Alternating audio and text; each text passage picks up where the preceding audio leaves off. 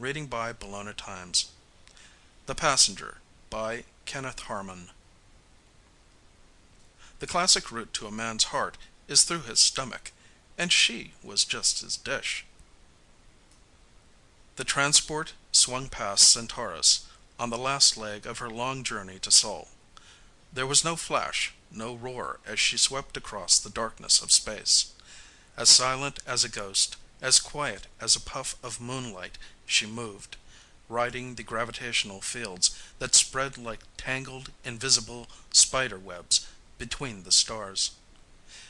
Within the ship there was also silence, but the air was stirred by a faint, persistent vibration from the field generators.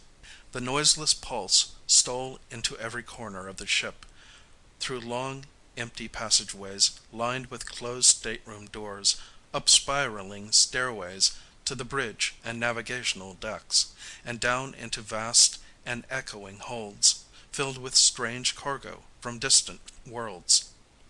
This vibration pulsed through Lenore's stateroom. As she relaxed on her couch, she bathed in it, letting it through her to tingle in her fingertips and whisper behind her closed eyelids. Home, it pulsed. You're going home. She repeated the word to herself, moving her lips softly, but making no sound. Home, she breathed. Back home, to Earth. Back to the proud old planet that was always home, no matter how far you wandered under alien suns. Back to the shining cities clustered along blue seacoasts. Back to the golden grainlands of the central states and the high blue grandeur of the western mountains. And back to the myriad tiny things that she remembered best, the little, friendly things, a stretch of maple-shadowed streets, heavy and still with the heat of a summer noon. A flurry of pigeons in the courthouse square. Yellow dandelions in a green lawn. The whir of a lawnmower and the smell of the cut grass. Ivy on old bricks and the rough feel of oak bark under her hands. Water lilies and watermelons and crepe papery dances and picnics by the river in the summer dusk. And the library steps in the evening, with fireflies in the cool grass and the school chimes sounding the slow hours through the friendly dark. She thought to herself, "It's been such a long time since you were home. There will be a whole new flock of pigeons now." She smiled at the recollection of the eager, awkward girl of 20 that she had been when she had finished school and had entered the government education service. Traveling while helping others had been the motto of the GES. She had traveled, all right. A long, long way inside a rusty freighter without a single porthole, to a planet out on the rim of the galaxy that was as barren and dreary as a cosmic slag heap.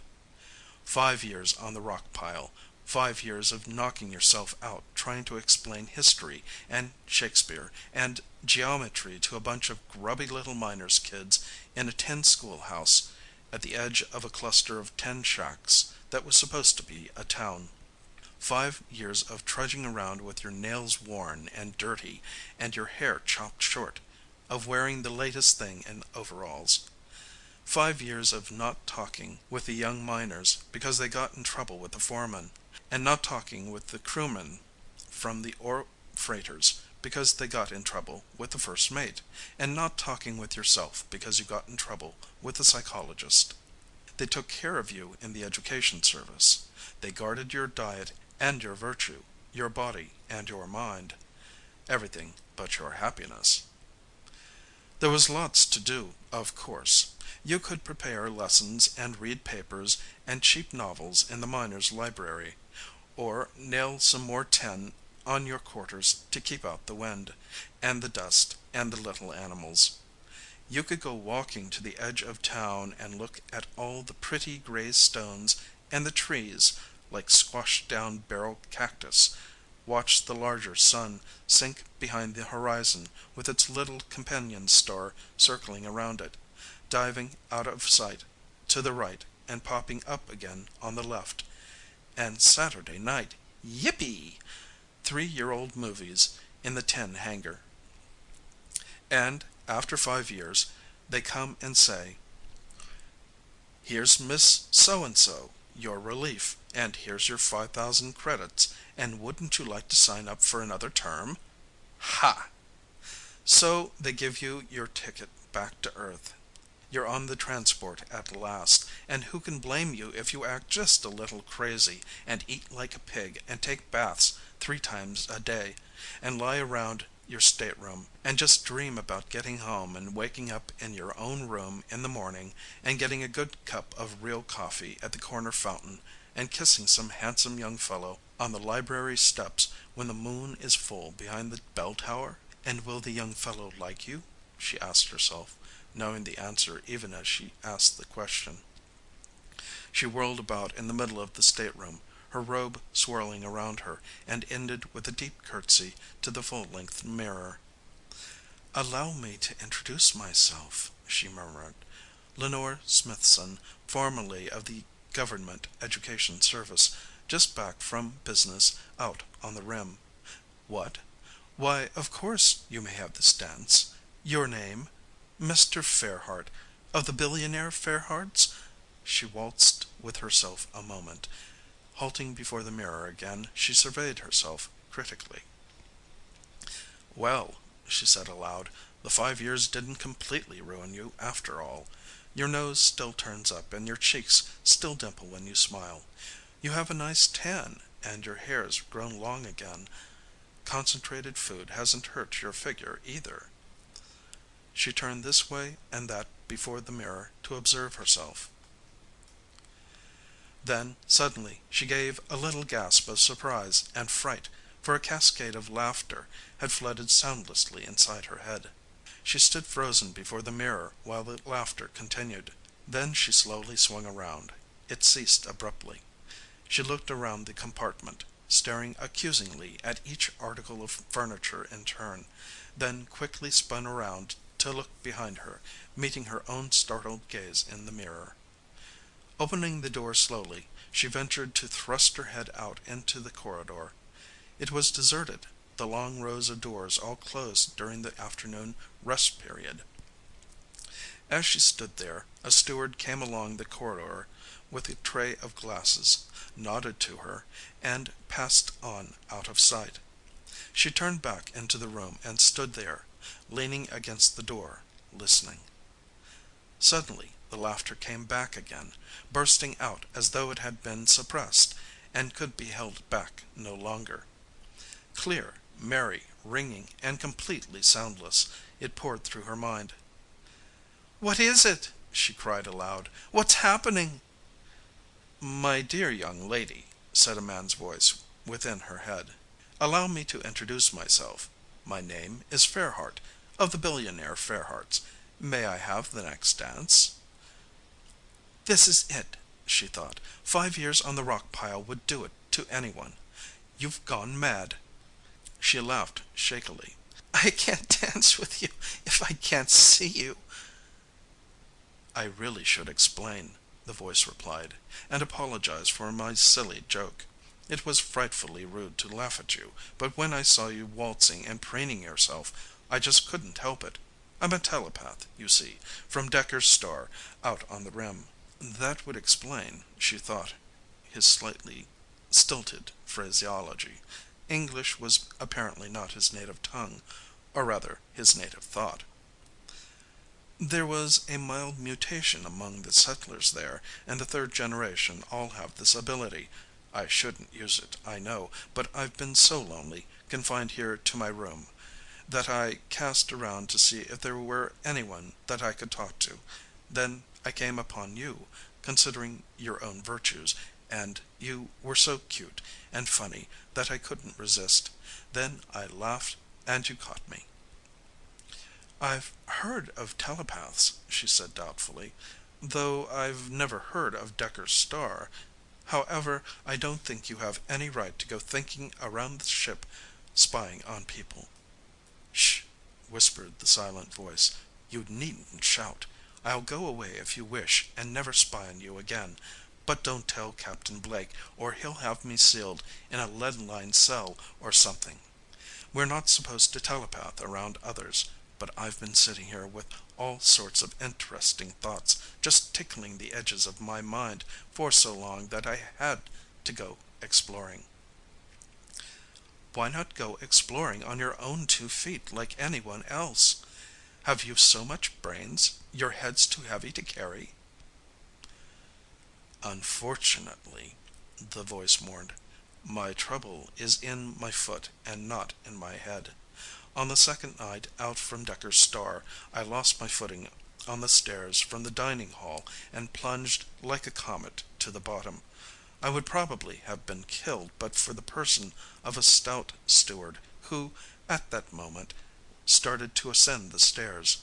He took the full impact of my descent on his chest and saved my life, I'm sure. However, I still received a broken ankle that has given me so much pain that I have been forced to remain in my cabin. I have had no one to talk to except the steward who brings me my meals, and as he is the one whom I met on the stairs, he has little to say. In the morning he frowns at me, at noon he glowers, and in the evening he remarks hopefully, 'Foot still pretty bad?' Thus I'm starved for conversation." Lenore smiled at this earnest speech. "I might talk with you a minute or two, but you must admit that you have one advantage over me. You can see me, or so you say, and know what I look like, but I can't see you. It isn't fair." "I can show myself to you," he said, "but you'll have to help me by closing your eyes and concentrating very hard." She closed her eyes and waited expectantly. There was a moment of darkness. Then there appeared in the middle of the darkness a point of light, a globe, a giant balloon of color. Suddenly she was looking into the corner of a stateroom which appeared to hang in space. In the center of the area stood a handsome young man in a startling black and orange lounging robe, holding on to the back of a chair. She opened her eyes. For an instant the vision of the young telepath hung in the air over her couch like a ghostly double exposure. Then it faded and the room was empty. "That's a terrible effort," came his thought, "particularly when I have to balance on one foot at the same time. Well now, are we even?" Abandoning her post by the door, she moved to the couch and sat down. "I'm really disappointed," she smiled. "I was sure you'd have 2 heads. But I think you do have nice eyes and a terrible taste in bathrobes." She took a cigarette from her case and lit it carefully. Then she remembered her manners and extended the case to the empty air. "Won't you have one?" "I certainly would like to. I'm all out of them until the steward brings my dinner. But I'm afraid I'll have to wait, unless you can blow the smoke through the ventilators to me, or unless you bring me one?" Lenore blushed and changed the subject. "Tell me, what do you do all day in your stateroom? Do you read? Do you play the flute? Do you telepath sweet nothings across the light years to your girlfriend on Decker's Star?" "I'm afraid my telepathic powers are a bit short-ranged to reach Decker's Star," he replied. "Besides, what girl would commune with me through the depths of space when some other young man is calling her from the dancing pavilion? And my musical talents are limited. However, I do read. I brought some books connected with the research I intend to do on Earth for my degree, and I have spent many hours poring over the thrilling pages of extraterrestrial entomology and galactic arachnida." "I came better prepared than you did," she said. "Perhaps I could lend you some of my books. I have novels, plays, poetry, and one very interesting volume called Progressive Education under Rim-Star Conditions. But," she lowered her voice to a whisper, "I must tell you a secret about that last one." "What is it?" "I haven't even opened it." They laughed together, her merriment bubbling aloud in her cabin, his echoing silently inside her mind. I haven't had time to read a novel, his thought came, and drama always bored me, but I must confess to a weakness for poetry. I love to read it aloud, to throw myself into a heroic ballad and rush along, spouting grand phrases as though they were my own, and feeling for a moment as though I were really striding the streets of ancient Rome, pushing west on the American frontier, or venturing out into space in the first wild, reckless, heroic days of rocket travel. But I soon founder. I get swept away by the rhythm, lost in the intricacies of cadence and rhyme, and when the pace slows down, when the poem becomes soft and delicate, and the meaning is hidden behind a foliage of little gentle words, I lose myself entirely. She said softly, "Perhaps I could help you interpret some verses." Then she waited, clasping her hands to keep them from trembling with the tiny thrill of excitement she felt. "That would be kind of you," he said after a pause. "You could read there, and I could listen here, and feel what you feel as you read. Or, if you wished," another pause, "would you care to come down?" She could not help smiling. "You're too good a mind reader. A girl can't have any secrets any more." "Now look here!" he burst out. "I wouldn't have said anything, but I was so lonely, and you're the only friendly person I've come in contact with, and " "Don't be silly," she laughed. "Of course I'll come down and read to you. I'd love to. What's your cabin number?" "It hasn't got a number because actually, I work on this ship, so I'm away from the passengers' quarters. But I can direct you easily. Just start down the hall to your left and " "My dear sir," she cried, "just wait a minute. I can't come visiting in my robe, you know. I'll have to change. But while I dress, you must take your spying little thoughts away. If I detect you peeking in here at the wrong moment, I'll run straight to Captain Blake and have him prepare his special lead lined cell for one unhappy telepath. So you just run along. When I'm ready, I'll call you, and you can lead me to your lair." He thought only the one word, "Hurry," but in the silence after he was gone she fancied she heard her heart echoing him loud in the stillness. She laughed gaily to herself. "Oh, now stop acting like a schoolgirl before the junior prom. You've got to get busy and wash and dress and comb and brush."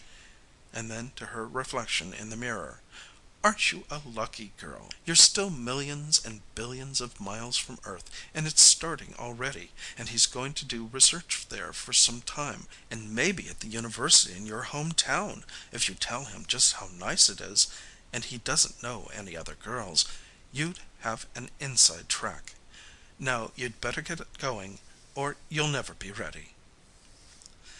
"For reading poetry, don't you think this dress is just the thing? This nice soft blue one that goes so well with your tan and shows your legs, which are really quite pretty, you know.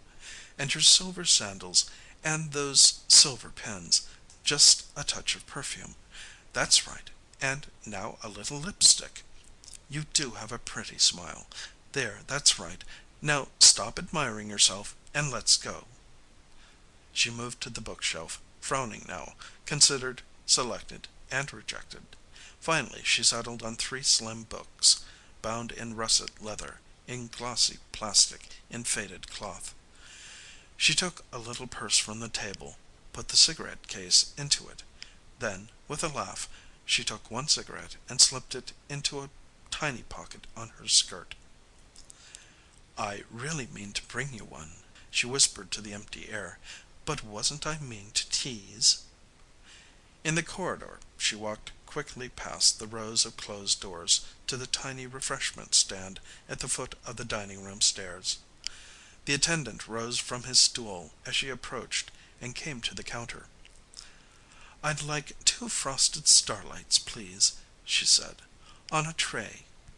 "Two," said the attendant, and nothing more, but his eyebrow climbed up his forehead, hung for a second, then slowly drooped back to normal, as if to say that after all these years he no longer puzzled about a lovely young girl who came around in the middle of a Wednesday rest period, dressed like Saturday night and smelling of perfume, ordering two intoxicating drinks, when she was obviously traveling alone.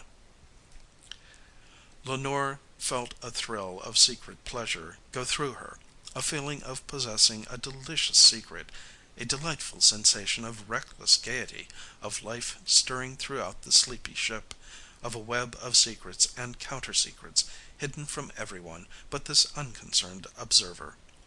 She walked back down the corridor, balancing the tray. When a little splashed over the rim of the tall glasses, she took a sip from each, tasting the sweet, cold liquid in her throat. When she came to the head of the stairs, she realized that she did not even know her telepath's name. Closing her eyes, she said very slowly and distinctly inside her head, "Mr. Fairheart?" Instantly his thought was with her, overpowering, as breathless as an embrace. "Where are you?" "At the head of the central stairs." "Down you go." She went down the stairs, through more corridors, down more stairs, while he guided her steps. Once she paused to sip again at each glass when the liquid splashed as she was going down. The ice tickled her nose and made her sneeze. "You live a long way down," she said. "I've got to be near my charges," he answered. "I told you I work on the ship. I'm a zoologist, classifying any of the new specimens of extraterrestrial life they're always picking up. And I always get stuck with the worst quarters on the ship. Why, I can't even call all my suite my own. The whole front room is filled with some sort of ship's gear that my steward stumbles over every mealtime." She went on, down and down. How many flights, she wondered, 2 or 12 or 20? Now, why couldn't she remember? Only 4 little sips and her mind felt so cloudy. Down another corridor, and what was that funny smell? These passages were poorly ventilated in the lower levels. Probably that was what made her feel so dizzy. "Only one more flight," he whispered. "Only one more." Down and along, and then the door. She paused, conscious of rising excitement, conscious of her beating heart. Dimly, she noticed the sign on the door. "You mean whatever it is you're taking care of is in there with you?" "Don't be frightened," his persuasive thought came. "It can't hurt you. It's locked in a cage." Then she slid the bolt and turned the handle.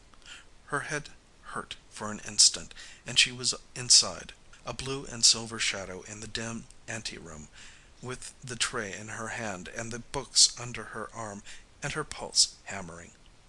She looked around the dim anteroom, at the spidery tangle of orange and black ropes against the left-hand wall, then at the doorway in the right-hand wall with the warm light streaming through. He was standing in the second room, one hand on the chair for support, the other extended toward her. For the first time he spoke aloud.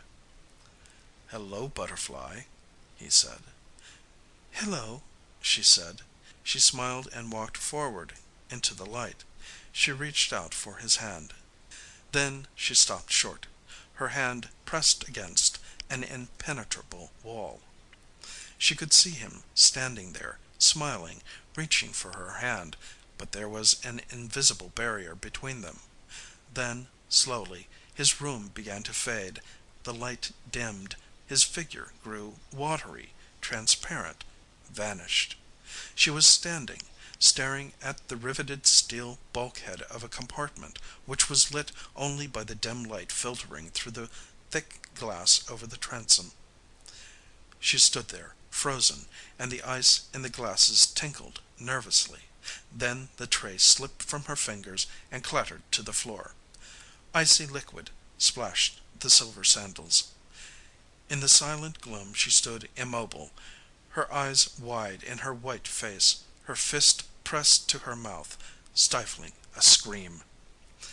Something touched her gently at head and wrist and ankle, all over her body. The web clung, delicate as lace, strong as steel. Even if she had been able to move, she could not have broken free as the thing against the wall began to clamber down the strands on 8 furred legs. "Hello, butterfly," he said again. End of The Passenger by Kenneth Harmon.